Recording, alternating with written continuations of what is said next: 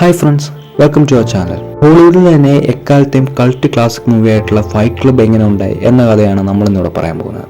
എല്ലാ സിനിമ ആസ്വാദകരുടെയും ഫേവറേറ്റ് പടങ്ങൾ ലിസ്റ്റ് എടുത്താൽ എന്തായാലും അതിൽ ഫൈറ്റ് ക്ലബ് ഉണ്ടാവും. IMDbയിൽ 8.8 റേറ്റിംഗ് ഒക്കെ ഉള്ള ഈ മൂവി പക്ഷേ തിയേറ്ററിൽ ഒരു വൻ ഫ്ലോപ്പ് ആയിരുന്നെന്ന് നിങ്ങൾക്ക് എത്ര പേർക്കറിയാം? 99 നമ്മുടെ ഡേവിഡ് ഫിഞ്ചറിന്റെ സംവിധാനത്തിൽ ഇറങ്ങിയ ഫൈറ്റ് ക്ലബ്ബ് അതിന്റെ പ്രൊഡ്യൂസേഴ്സിന് തിയേറ്ററിൽ വൻ നഷ്ടമാണ് നേടിക്കൊടുത്തിരുന്നത്. എന്തുകൊണ്ടായിരുന്നേക്കാം ഇന്ന് എല്ലാവരുടെയും ഫേവറേറ്റ് ചിത്രമായ ഫൈറ്റ് ക്ലബ്ബ് അന്നൊരു ഫ്ലോപ്പ് ആവാൻ കാരണം? സോ നമുക്ക് ഫൈറ്റ് ക്ലബ്ബ് എന്ന ചിത്രം എങ്ങനെ ഉണ്ടായി, അത് പിന്നീട് എങ്ങനെ തിയേറ്ററിൽ പരാജയപ്പെടുകയും പിന്നീട് എല്ലാവരുടെയും ഫേവറേറ്റ് ചിത്രമായി മാറിയെന്നൊക്കെ നോക്കാം. സോ വീഡിയോ തുടങ്ങുന്നതിന് മുന്നേ നമ്മുടെ ചാനൽ ഒന്ന് സബ്സ്ക്രൈബ് ചെയ്യുക. സോ ഫൈറ്റ് ക്ലബ്ബ് എങ്ങനെ ഉണ്ടായെന്ന് ചോദിച്ചു കഴിഞ്ഞാൽ ഇതേ പേരിലുള്ള ഒരു നോവലിൻ്റെ അഡാപ്റ്റേഷനാണ് ഫൈറ്റ് ക്ലബ്ബ്. 96 ചെക്ക് പോളൻഹോയ്ക്ക് എന്ന് പറഞ്ഞൊരു ഓതറാണ് ഫൈറ്റ് ക്ലബ്ബ് എന്ന് പറഞ്ഞൊരു നോവൽ എഴുതിയിട്ടുണ്ടായിരുന്നത്. ഇനി നമുക്ക് ഫൈറ്റ് ക്ലബ്ബ് എങ്ങനെ ഉണ്ടായെന്ന് നോക്കാം. സോ ഫൈറ്റ് ക്ലബ്ബ് എന്ന് പറഞ്ഞിട്ട് ഈ നോവൽ ഇറങ്ങുന്നതിന് മുന്നേ തന്നെ നമ്മുടെ ഫോർത്ത് സ്റ്റുഡിയോസ് ഈ ഫൈറ്റ് ക്ലബ്ബ് എന്ന നോവലിനെ പറ്റി അന്വേഷിക്കാനൊക്കെ ആയിട്ട് അവരുടെ ക്രിയേറ്റീവ് എക്സിക്യൂട്ടീവ് ആയിട്ടുള്ള മെക്കോർമിക്കിനെ അസൈൻ ചെയ്തിട്ടുണ്ടായിരുന്നു. മെക്കോർമിക്ക് പിന്നീട് നോവൽ ഇറങ്ങിയതിന് ശേഷം കുറച്ച് റീഡേഴ്സിനെയൊക്കെ ഹയർ ചെയ്തിട്ട് ഈ നോവലിനെ പറ്റി അന്വേഷിക്കുകയും വായിക്കുകയും അതിൻ്റെ അഡാപ്റ്റേഷൻസിനെ പറ്റിയൊക്കെ അന്വേഷിക്കുകയും ചെയ്തു. പക്ഷേ മെക്കോർമിക്ക് അന്ന് ഹയർ ചെയ്തിട്ടുള്ള എല്ലാ റീഡേഴ്സും ഈ പ്രൊജക്റ്റ് റിജക്റ്റ് ചെയ്യാണ് ഉണ്ടായത്. പിന്നീട് അദ്ദേഹം നമ്മുടെ ഫൈറ്റ് ക്ലബ്ബ് എന്ന് പറഞ്ഞൊരു നോവല് കുറച്ച് ഡയറക്ടേഴ്സിനെയും പ്രൊഡ്യൂസേഴ്സിനെയൊക്കെ കാണിക്കുകയുണ്ടായി. അവരുടെ താല്പര്യപ്രകാരം അന്നത്തെ ഫോർച്ചിൻ്റെ ഹെഡായിട്ടുള്ള ലോറ സിസ്കിനെ ഇത് അറിയിക്കുകയും ലോറ സിസ്കിൻ അന്നത്തെ $10,000 പോളൻഹോയ്ക്ക് നിന്ന് ഈ കഥ വാങ്ങിയിട്ടുണ്ടായിരുന്നത്.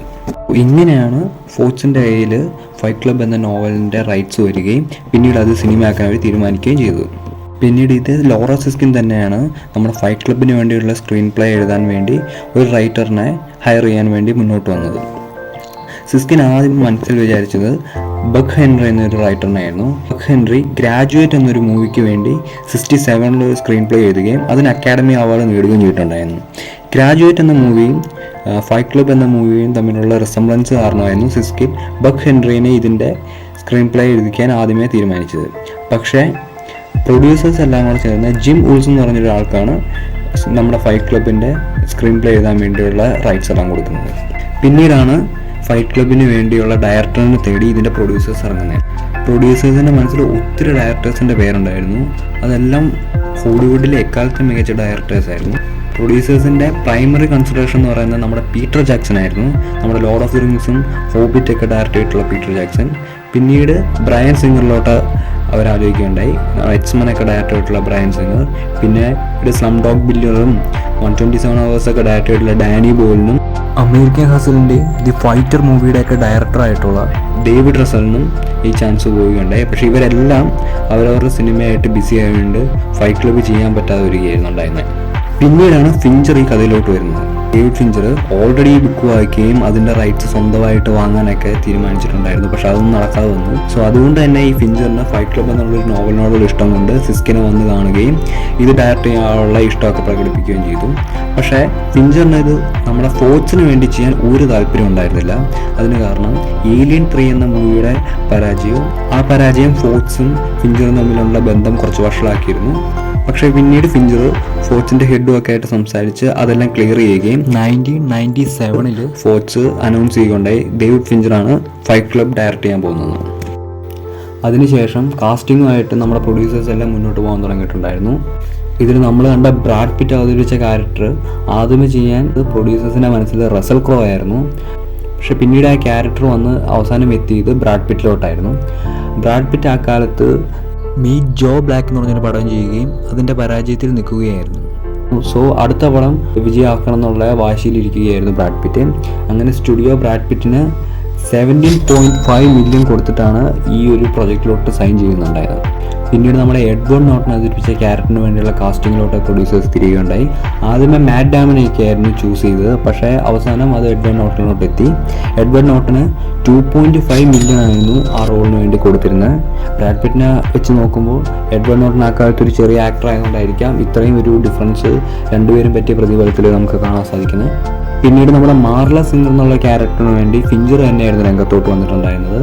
ആദ്യമേ ഒരു ക്യാരക്ടറിലോട്ട് കാസ്റ്റ് ചെയ്ത് ജാനൻ ഗാർഫാലോ എന്ന് പറഞ്ഞിട്ടുള്ളൊരു ആക്ട്രസ് ആയിരുന്നു. പക്ഷേ അവർ ആ ക്യാരക്ടർ വേണ്ടെന്ന് വയ്ക്കുകയുണ്ടായത്. പിന്നീട് ഫ്യൂച്ചറിൽ ഒരു ഇൻ്റർവ്യൂവിൽ ഇതേ ആക്ട്രസ് പറഞ്ഞിട്ടുണ്ടായിരുന്നത് അന്ന് മാർല സിംഗ് എന്നുള്ള ക്യാരക്ടർ വേണ്ടെന്ന് വെച്ചതിന് കാരണം അതിൽ സെക്ഷൽ കണ്ടന്റ് ഒക്കെ ആയിരുന്നാണ്. പിന്നീട് നമ്മൾ സ്ട്രേഞ്ചർ തിങ്സിലെ വിനോന റൈഡറിനൊക്കെ ഈ ഒരു ക്യാരക്ടറിന് പോവുകയുണ്ടായി. അവസാനം ഹെലേന കാർട്ടറിന് തന്നെ ഈ ഒരു ക്യാരക്ടർ ഫിഞ്ചർ കൊടുക്കുകയായിരുന്നു ഉണ്ടായത്. 1970 ഇറങ്ങിയ കാർട്ടറിൻ്റെ ഒരു മൂവിയിലെ പ്രകടനം കണ്ടിട്ടായിരുന്നു ഫിഞ്ചർ ഈ ക്യാരക്ടർ ഹെലേന കാർട്ടറിന് കൊടുത്തത്. അങ്ങനെ കാസ്റ്റിംഗ് ഒക്കെ കംപ്ലീറ്റ് ചെയ്ത് നമ്മുടെ ഫൈറ്റ് ക്ലബ്ബ് ഷൂട്ടിങ്ങിലോട്ട് കിടക്കുകയാണ്. ഫിലിമിങ്ങിന് വേണ്ടി ആദ്യം 23 മില്യൺ ആയിരുന്നു ഫൈറ്റ് ക്ലബിൻ്റെ ബഡ്ജറ്റ്. പക്ഷേ പടം ഷൂട്ട് ചെയ്ത് കഴിഞ്ഞപ്പം 65 മില്യണായി പടത്തിൻ്റെ ടോട്ടൽ ബഡ്ജറ്റ്. ഈ പടത്തിൻ്റെ ഷൂട്ടിങ്ങിന് വേണ്ടി നമ്മുടെ ബ്രാഡ് പിറ്റും എഡ്വേർഡ് നോർട്ടണും ബോക്സിങ്ങും സോപ്പ് മേക്കിങ്ങും ഒക്കെ ഓൾറെഡി പ്രാക്ടീസ് ചെയ്ത് തുടങ്ങിയിട്ടുണ്ടായിരുന്നു. ഡേവിഡ് ഫിഞ്ചറും ഇതിൻ്റെ മറ്റു ക്രൂ എല്ലാം ഒത്തിരി കഷ്ടപ്പെട്ടത് ഫൈറ്റ് സീൻസ് കോറിയോഗ്രാഫി ചെയ്യാനായിരുന്നു. ഭയങ്കര ഇൻറ്റൻസ് ആയിട്ടുള്ള ഫൈറ്റ് സീൻസ് ആയിരുന്നു ഇതിലെല്ലാം ഉപയോഗിച്ചിരുന്നത്. അതിലെ മുഖത്തിടി വീഴുന്നതൊക്കെ സീൻസ് എടുക്കാൻ ഫിഞ്ചറും ക്രൂ ഒരുപാട് കഷ്ടപ്പെടുന്നു. അതൊക്കെ റിയലിസ്റ്റിക് എഫക്റ്റ് കൊടുത്ത് ഒത്തിരി കഷ്ടപ്പെട്ടായിരുന്നു ഷൂട്ട് ചെയ്തെടുത്തിരുന്നത്. ഫിലിമിങ് ഏകദേശം 138 ദിവസമായിരുന്നു എടുത്തിരുന്നത്. ഈ 138 ദിവസം കൊണ്ട് ഫിഞ്ചർ ഏകദേശം 1500 റോൾസ് ഷൂട്ട് ചെയ്ത് തീർന്നതാണ് കണക്ക്. അത് ഏകദേശം ഒരു ആവറേജ് ഹോളിവുഡ് ഫിലിമിൻ്റെ 3 ഇരട്ടിയാണ്. സോ ഇതൊക്കെ കൊണ്ടാണ് അന്നത്തെ ബഡ്ജറ്റ് 23 മില്യണിൽ നിന്ന് 65 മില്യണിലോട്ട് വന്നിരുന്നത്.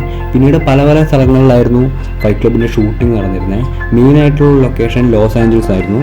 പിന്നെ ടൈലർ ഡർഡൻ്റെ നമ്മൾ കണ്ട വീടൊക്കെ വന്നിട്ട് കാലിഫോർണിയയിലായിരുന്നു. പിന്നെ ഇതിൻ്റെ സിനിമാറ്റോഗ്രാഫി കൺട്രോൾ ചെയ്തിരുന്നത് ജെഫ് ക്രോണൻവെൽത്ത് എന്ന് പറഞ്ഞിട്ടൊരു സിനിമാറ്റോഗ്രാഫറായിരുന്നു. അങ്ങനെ 138 ദിവസത്തെ ഫിലിമിംഗ് എല്ലാം കഴിഞ്ഞ് ഫൈറ്റ് ക്ലബ്ബ് റിലീസിന് ഒരുക്കുകയായിരുന്നു. റിലീസിന് മുന്നേ ഒരുപാട് സ്ക്രീനിങ് ഒക്കെ ഫൈറ്റ് ക്ലബ്ബ് പോയിട്ടുണ്ടായിരുന്നു. പക്ഷേ ഈ സ്ക്രീനിങ്ങിലെല്ലാം ഒത്തിരി നെഗറ്റീവ് റെസ്പോൺസ് ആയിരുന്നു ഫൈറ്റ് ക്ലബ്ബ് കിട്ടിയിട്ടുണ്ടായിരുന്നത്. അതുകൊണ്ടൊക്കെ തന്നെ ഫിഞ്ചർ ഈ ഫൈറ്റ് ക്ലബ്ബ് നന്നായിട്ട് പ്രൊമോഷൻ ചെയ്യാനും അഡ്വർടൈസ് ചെയ്യാൻ വേണ്ടി ഒരു അഡ്വർടൈസിങ് ഫേമിനെ തന്നെ ഇതിലോട്ട് ഹയർ ചെയ്തിട്ടുണ്ടായിരുന്നു. അവരാണ് ആക്ച്വലി നമ്മുടെ പിങ്ക് സോപ്പിലുള്ള ടൈറ്റിലൊക്കെ പ്രപ്പോസ് ചെയ്തിട്ടുണ്ടായിരുന്നു. ഹോട്ട് സ്റ്റുഡിയോ ഏകദേശം 20 മില്യൺ ആയിരുന്നു ഇതിൻ്റെ മാർക്കറ്റിങ്ങിന് വേണ്ടി തന്നെയായിട്ട് ചിലവാക്കിയിട്ടുണ്ടായിരുന്നത്. അങ്ങനെ കുറേ പ്രൊമോഷനും മാർക്കറ്റിങ്ങിന് ശേഷം ഒക്ടോബർ 15, 1999 നമ്മുടെ ഫൈറ്റ് ക്ലബ്ബ് തിയേറ്റർ റിലീസ് ചെയ്യുകയുണ്ടായി. ഫൈറ്റ് ക്ലബിൻ്റെ producers first week 15 million gross ചെയ്യുന്നതായിരുന്നു എക്സ്പെക്റ്റ് ചെയ്തിട്ടുണ്ടായിരുന്നത്. പക്ഷേ അവരുടെ എക്സ്പെക്റ്റേഷൻസിനൊക്കെ നേരെ വിപരീതമായിട്ട് ഒത്തിരി നെഗറ്റീവ് റിവ്യൂസ് ഒക്കെ നേടി ഏകദേശം 6.3 മില്യൺ മാത്രമായിരുന്നു ഫസ്റ്റ് വീക്കെൻഡിൽ ഫൈറ്റ് ക്ലബ്ബ് ഗ്രോസ് ചെയ്യുകയുണ്ടായത്. ഓവർസീസും ഡൊമസ്റ്റിക്കും എല്ലാം കൂടെ ചേർത്ത് ടോട്ടലി വെറും 100 മില്യൺ മാത്രമായിരുന്നു ഒറിജിനൽ റിലീസിൽ നമ്മുടെ ഫൈറ്റ് ക്ലബ്ബ് നേടിയെടുത്തത്. അങ്ങനെ വിചാരിച്ചതിൽ നിന്നൊക്കെ ഒത്തിരി ഫെയിലിയർ ആയിട്ട് ഫൈറ്റ് ക്ലബ്ബ് പിന്നീട് അവിടുന്ന് DVD റിലീസുകൾക്ക് പോയി. പക്ഷേ എന്തൊക്കെ പറഞ്ഞാലും ഫോർട്ട് സ്റ്റുഡിയോസിനും ഡേവിഡ് ഫിഞ്ചറിനും ഒരു ബ്ലാക്ക് മാർക്ക് തന്നെയായിരുന്നു ഫൈറ്റ് ക്ലബ്ബ്. കാരണം പ്രതീക്ഷിച്ചതിനേക്കാളും ഒക്കെ ഒത്തിരി പരാജയമായിരുന്നു ഫൈറ്റ് ക്ലബ്ബ് അന്ന് നേടിയത്. ക്രിട്ടിക്സൊക്കെ ഒത്തിരി നെഗറ്റീവ് റെസ്പോൺസ് ആയിരുന്നു ഫൈറ്റ് ക്ലബ്ബിന് തന്നിട്ടുണ്ടായിരുന്നത്. അതിന് കാരണം ഫൈറ്റ് ക്ലബ്ബ് കാണുന്ന യങ്സ്റ്റേഴ്സ് ഇതെല്ലാം കണ്ടിട്ട് real life fight club start ചെയ്യുന്നതായിരുന്നു അവരുടെ അവകാശം. അതുമാത്രമല്ല അലസമായിട്ട് നടക്കുന്ന യങ്സ്റ്റേഴ്സിനെയൊക്കെ സപ്പോർട്ട് ചെയ്യുന്ന രീതിയിലാണ് ഫൈറ്റ് ക്ലബ്ബ് ഡേവിഡ് ഫിഞ്ചർ എടുത്തു വെച്ചെന്നൊരു അഭിപ്രായം അന്ന് അമേരിക്കയിലുണ്ടായിരുന്നു. പക്ഷേ ഡേവിഡ് ഫിഞ്ചർ ക്രിട്ടിക്സിനെല്ലാം മറുപടി കൊടുത്തത് 90s യങ്സ്റ്റേഴ്സിൻ്റെ കണ്ടംപററി ലൈഫാണ് ഫൈറ്റ് ക്ലബ്ബ് കാണിച്ചു തന്നതെന്നായിരുന്നു. പക്ഷേ DVD റിലീസായതിനു ശേഷം ഒത്തിരി പേര് ഫൈറ്റ് ക്ലബ്ബ് കാണുകയും അവർക്കെല്ലാം ഒത്തിരി ഇഷ്ടപ്പെടുകയും ചെയ്യുകയാണ്. അങ്ങനെയാണ് ഫൈറ്റ് ക്ലബ്ബ് പിന്നീട് ഒരു സക്സസ് ആയി മാറിയിട്ടുണ്ടായിരുന്നത്. വേർഡ് ഓഫ് മൗത്ത് വഴി ഒത്തിരി പേര് പിന്നീട് ഫൈറ്റ് ക്ലബ്ബ് കാണുകയും ഇൻസ്പയർ ചെയ്യുകയുമാണ് ഉണ്ടായത്. പിന്നീട് അമേരിക്കയിൽ ഒത്തിരി ഫൈറ്റ് ക്ലബ്ബുകൾ സ്റ്റാർട്ട് ചെയ്യുകയും ഒത്തിരി പ്രശ്നങ്ങളിലോട്ട് ലീഡ് ചെയ്യുകയും സംഭവിച്ചു. 20s തുടക്കത്തോടെ അമേരിക്കയിൽ പോലീസിൻ്റെ കണക്ക് പ്രകാരം ഒത്തിരി ഫൈറ്റ് ക്ലബ്ബ് സ്റ്റാർട്ട് ചെയ്തിട്ടുണ്ടെന്നായിരുന്നു അന്നത്തെ രേഖകൾ പറഞ്ഞത്. എന്തായാലും പിന്നീട് ഒരു പോപ്പ് കൾച്ചറൽ ഫിനോമിനൻ തന്നെയായിരുന്നു ഫൈറ്റ് ക്ലബ്ബ്. ഫൈറ്റ് ക്ലബ്ബിലെ ഒത്തിരി ഡയലോഗും റെഫറൻസുകളും എല്ലാം ഭയങ്കര ഫേമസ് ആവുകയാണ് ഉണ്ടായത്. പിന്നീട് ഫൈറ്റ് ക്ലബ്ബ് റിലീസ് ചെയ്യുകയും ഫൈറ്റ് ക്ലബ്ബിൻ്റെ പ്രൊഡ്യൂസേഴ്സിന് ലാഭം ഉണ്ടാക്കി കൊടുക്കുകയൊക്കെ ചെയ്തിട്ടുണ്ടായിരുന്നു. സോ ഇതാണ് നമ്മളിൽ പലർക്കും അറിയാത്ത ഫൈറ്റ് ക്ലബ്ബിൻ്റെ ഒരു പിന്നാമ്പുറ കഥകൾ. ഇതേവരെ ഫൈറ്റ് ക്ലബ്ബ് കാണാത്തവരാണ് നിങ്ങളെങ്കിൽ ഉറപ്പായിട്ട് ഫൈറ്റ് ക്ലബ്ബ് എന്നൊരു മൂവി കണ്ടിരിക്കണം. സോ വീഡിയോ കണ്ടതിൽ താങ്ക്സ്. കൂടുതൽ വീഡിയോസിനെ സബ്സ്ക്രൈബ് ചെയ്യുക.